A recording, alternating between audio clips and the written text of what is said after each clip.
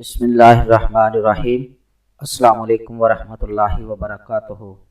محترم سامعین و ناظرین کرام، آج ایک ایسی سنت نبوی لے کر آپ کی خدمت میں حاضر ہوئے ہیں، تو اگر آپ اس پر عمل کر لیں تو جو مرد حضرات ہیں وہ مردانہ طاقت اتنی بڑھا سکتے ہیں کہ وہ 10 مردوں کے برابر ہو سکتی ہے۔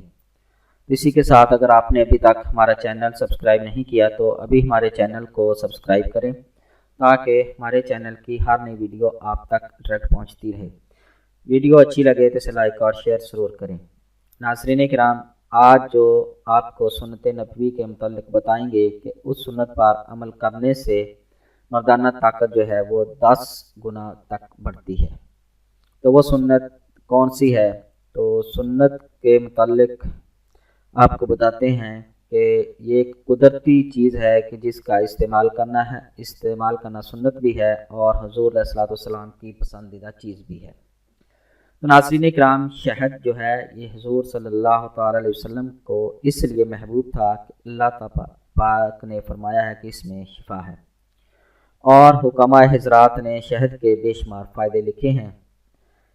اگر شہد کو نہار منہ چاٹا جائے تو اس سے بلغم دور ہوتی ہے۔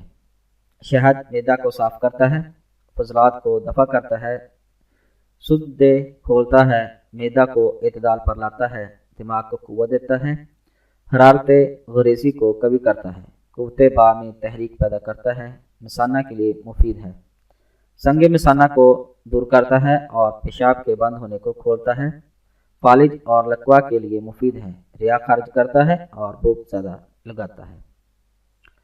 تو ناظرین کرام، شہد اور دودھ ہزاروں قسم کے پھولوں کا عرق ہے۔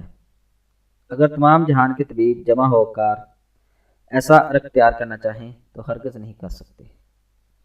یہ صرف اللہ تبارک و تعالیٰ کی ہی شان ہے کہ اپنے بندوں کے لیے ایسے عمدہ اور کثیر الفوائد عرق پیدا فرمائے جو کہ انسان کی پہنچ سے دور ہیں کہ وہ اس جیسا عرق تیار کر سکے۔ ابو نعیم نے حضرت ابن عباس رضی اللہ تعالی عنہ سے نقل کیا ہے کہ پینے کی چیزوں میں رسول اللہ صلی اللہ تعالی وسلم کے نزدیک دودھ بہت عزیز تھا۔ حکماء نے لکھا ہے کہ اس میں حکمت یہ ہے کہ دودھ قوت با پیدا کرتا ہے، بدن کی خشکی دور کرتا ہے اور بہت جلد ہضم ہو کر غذا کے قیم کام ہو جاتا ہے، منی پیدا کرتا ہے، چہرے کا رنگ سرخ کرتا ہے، خراب فضلات کو نکالتا ہے اور دماغ کو قوی کرتا ہے۔ تو ناظرین کرام، شہد کا استعمال جو ہے سنت نبوی ہے، اس کو ضرور استعمال کریں اور اپنی صحت کو بحال رکھیں۔